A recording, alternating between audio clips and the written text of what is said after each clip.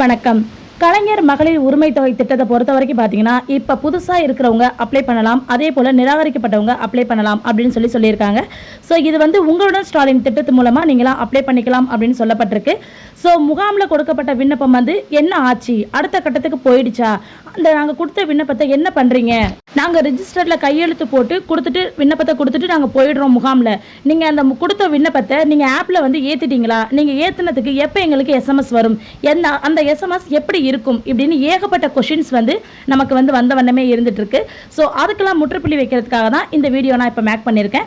So நீங்கள் கொடுக்குற விண்ணப்பத்தை எப்படி வந்து நாங்கள் ஆப்பில் வந்து இன்சர்ட் பண்ணுறோம், அதை இன்சர்ட் பண்ணும்போது என்னென்ன விஷயங்கள்லாம் கேட்குது, நாங்கள் எதெல்லாம் எப்படி நாங்கள் கொடுத்து நீங்கள் கொடுத்த விண்ணப்பத்தை நாங்கள் எப்படி உள்ள இன்சர்ட் பண்ணுறோம் அப்படிங்கிறது தான் இந்த வீடியோவில் உங்களுக்கு நான் வந்து கிளியராக வந்து காமிச்சிருக்கேன். ஸோ இந்த வீடியோவை ஃபர்ஸ்ட்லேருந்து லாஸ்ட் வரைக்கும் ஸ்கிப் பண்ணாமல் பார்த்தீங்கன்னா உங்களுக்கு வந்து புரியும். ஸோ உங்களுக்கு எஸ்எம்எஸ் எப்படி ரிசீவ் ஆகும் அப்படிங்கிறதையும் நான் வீடியோ லாஸ்ட்டில் சொல்லியிருக்கேன். ஸோ வீடியோவை ஸ்கிப் பண்ணாமல் பாருங்கள். நீங்கள் விண்ணப்பம் கொடுத்துட்டு போனதுக்கு அப்புறமா பார்த்தீங்கன்னா இது போல தான் பேஜ் வந்து ஓப்பன் ஆகும் எங்களுக்கு.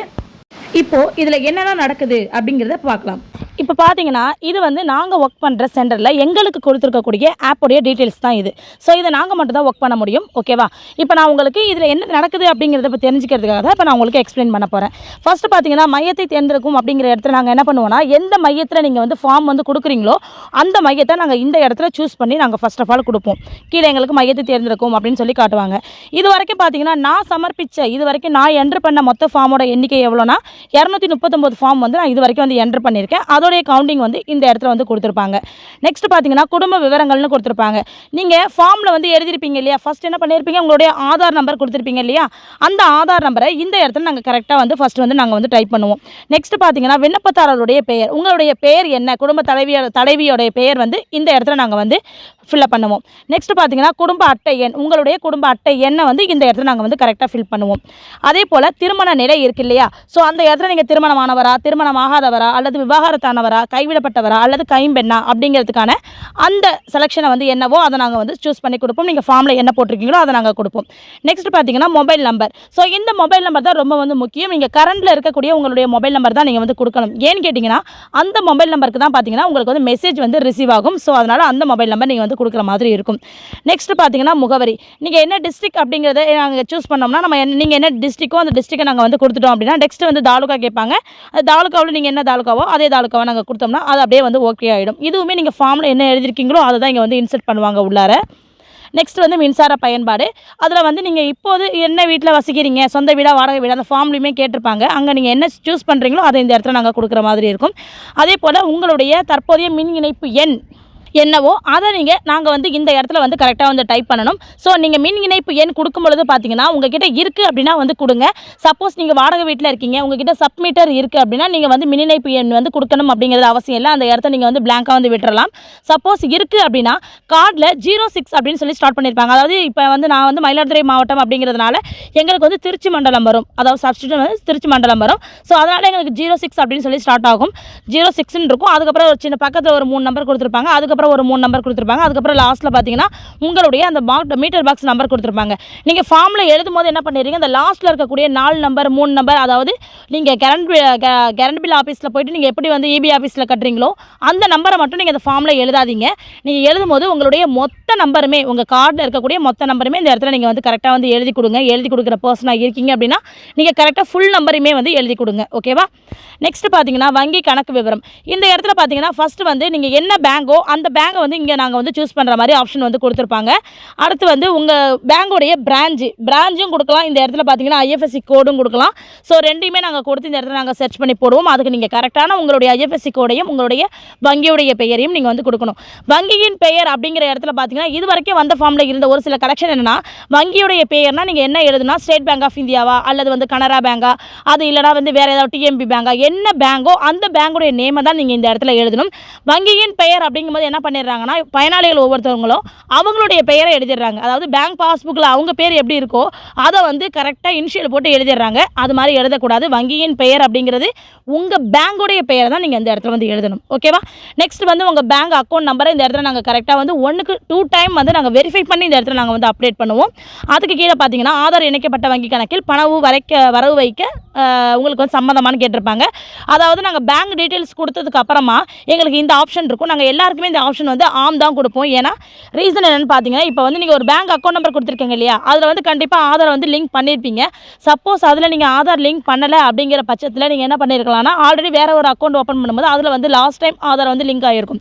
ஸோ எனி ஒன் உங்கள் அக்கௌண்ட் இல்லாமல் வேறு யாருக்கும் அமௌண்ட் போகாமல் இருக்கணுங்கிறதுக்காகவே கவர்மெண்ட் சைட்லேருந்து இந்த ஒரு ஆப்ஷன் இங்கே வந்து வச்சுருக்காங்க. ஸோ ஆதார் இணைக்கப்பட்ட உங்களுடைய வங்கி கணக்கில் பணம் வரவு வைக்கப்படும் அப்படிங்கிறதுக்காக தான் இந்த ஆப்ஷன் வச்சுருக்காங்க.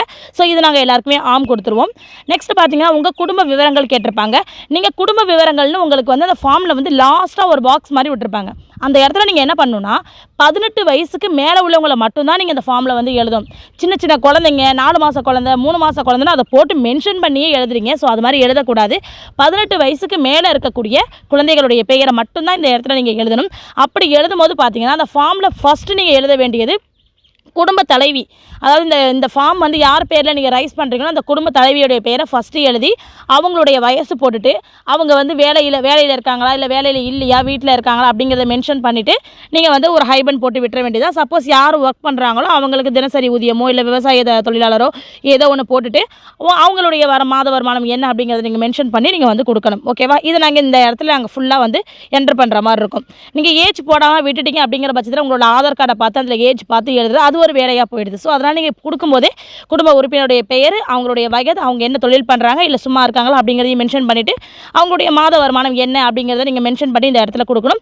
அதுக்கப்புறமா ஒன்று கேட்டிருப்பாங்க, வருமான வரி செலுத்துபவரான்னு கேட்டிருப்பாங்க. அந்த இடத்துல கட்டுறவங்களாக இருந்தால் ஆம், இல்லைனா இல்லை அப்படிங்கிறத நீங்கள் வந்து கொடுத்துடணும். நாங்கள் என்ன பண்ணுவோம்னா, ஃபஸ்ட்டு ஒரு நபருக்கு இது மாதிரி நாங்கள் வந்து அப்ளை பண்ணிவிட்டு next add more one data அப்படின்னு கொடுக்கும்போது எங்களுக்கு அடுத்த உறுப்பினர் வந்து இது மாதிரி ஓப்பன் ஆவாங்க. குடும்பத்தில் மொத்தம் 18 வயசுக்கு மேலே 10 பேர் இருக்காங்கன்னா 10 பேரையும் நீங்கள் எழுதணும். 10 பேரையுமே நாங்களும் உள்ளே ஏற்றணும். ஸோ அதுதான் வந்து இங்கே எங்களுக்கு கொடுத்துருக்கிற சப்ஸ்டியூட். ஓகேவா? நெக்ஸ்ட் பார்த்தீங்கன்னா, மொத்த குடும்பத்தின் வருமானம் அப்படிங்கிற இடத்துல உங்கள் குடும்பத்தில் யார் யார் ஒர்க் பண்ணுறாங்களோ அதை நாங்கள் அமௌண்ட் இந்த இடத்துல நாங்கள் போடுறோம் இல்லையா, மாத வருமானம் அப்படிங்கிற இடத்துல நாங்கள் இங்கே இந்த இடத்துல ஒரு எக்ஸாம்பிளுக்கு ஏதோ ஒரு அமௌண்ட் போடுறோன்னு வச்சுக்கோங்களேன். அங்கே போட்டோம்னா உடனே இங்கே ஆட்டோமேட்டிக்காக மொத்த மாத வருமானம் அப்படிங்கிற இடத்துல ஆட்டோமேட்டிக்காகவே டோட்டலாக வந்து சப்ஸ்டியூட் ஆகிடும். ஸோ அதனால் அந்த இடத்துல நாங்கள் அப்படியே விட்டுருவோம். நெக்ஸ்ட் வந்து சொத்து விவரங்கள். உங்களுக்கு சொந்த வீடு இருக்கா இல்லையான்னு வந்து ஃபஸ்ட்டே ஒரு ஆப்ஷன் வந்து கேட்டிருப்பாங்க. இருக்குன்னா ஆம் கொடுங்க. நெக்ஸ்ட் வந்து அந்த வீடு வந்து அரசு திட்டத்தின் கீழ் தான் நீங்கள் வந்து நிதியுதவி பெற்று கட்டிருக்கீங்களா அப்படிங்கிற மாதிரி ஒரு ஆப்ஷன் கேட்டிருப்பாங்க. அதுவும் ஆம்னா ஆம் கொடுங்க, இல்லைன்னா இல்லை கொடுத்துருங்க. இது வந்து பார்த்தீங்கன்னா உங்கள் ஃபார்முக்கு பேக் சைடில் இருக்கும் இந்த ஆப்ஷன். இந்த ஆப்ஷன் பல பேர் வந்து விட்டுறாங்க. ஃபார்முடைய பின்பக்கமே பார்க்கறதில்ல. ஃபார்முடைய பின்பக்கத்தில் இந்த மாதிரி ஆப்ஷன் இருக்கிறது பார்க்குறதே இல்லை. அதே போல் குடும்ப உறுப்பினர்களுக்கு சொந்த நிலம் இருக்கா அப்படின்னு சொல்லி கேட்டிருப்பாங்க. ஆம்னா ஆம் கொடுங்க. அதே போல் இப்போ கவர்மெண்ட்டில் என்ன சொல்லியிருக்காங்க, குடும்ப உறுப்பினர் அனைவரையும் சேர்த்து உங்கள் குடும்பத்தில் 10 பேர் இருக்காங்கன்னா 10 பேர் பேர்லேயுமே 5 ஏக்கருக்கு மேலே நஞ்சை நிலமோ அல்லது 10 ஏக்கருக்கு மேலே புஞ்சை நிலமோ இருக்குதா அப்படின்னு சொல்லி கேட்டிருப்பாங்க. அப்படி இருந்துச்சுன்னா ஆம் கொடுங்க, இல்லைன்னா இல்லைன்னு கொடுங்க. ஓகேவா? நெக்ஸ்ட் வாகன விவரங்கள்னு ஒரு ஆப்ஷன் இருக்கும். அங்கே பார்த்தீங்கன்னா குடும்ப உறுப்பினர்கள் யாரிடமாவது காரு, ஜீப்பு அப்படிங்கிற 4 சக்கர மோட்டார் வாகனம் ஏதாச்சும் இருக்கா, அல்லது கனரக வாகனம் ஏதாவது இருக்கான்னு சொல்லி கேட்டிருப்பாங்க. இருந்துச்சுன்னா ஆம், இல்லைனா இல்லைன்னு கொடுத்துருங்க.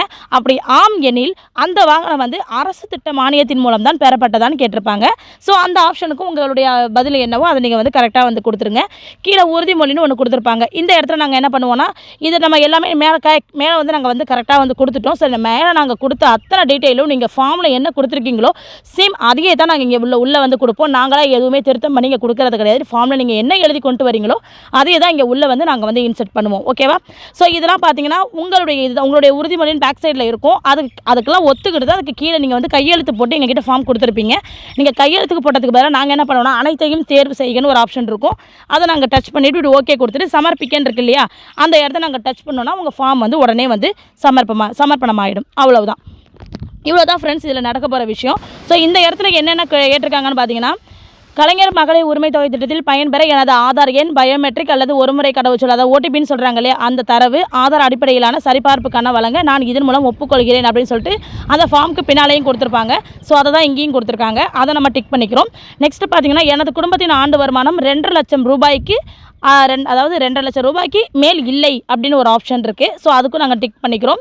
எனது குடும்பத்தில் 2.5 லட்சம் ரூபாய்க்கு வந்து மேல் ஆண்டு வருமானம் ஈட்டி வருமான வரி கணக்கல் தாக்கல் செய்பவர்கள், வருமான வரி செலுத்துபவர்கள், தொழில் வரி செலுத்துபவர்கள், அதே போல் 50 லட்சத்துக்கு மேல் வந்து விற்பனை செஞ்சு ஆனுவல் டேர்ன் ஓவர் இருக்கு இல்லையா, அது இது பண்ணிவிட்டு ஜிஎஸ்டி செலுத்தும் தொழில் நிறுவன உரிமையாளர்கள் அப்படின்னு சொல்லிட்டு யாருமே இல்லை அப்படிங்கிற பாக்ஸையும் நாங்கள் வந்து டிக் பண்ணிப்போம்.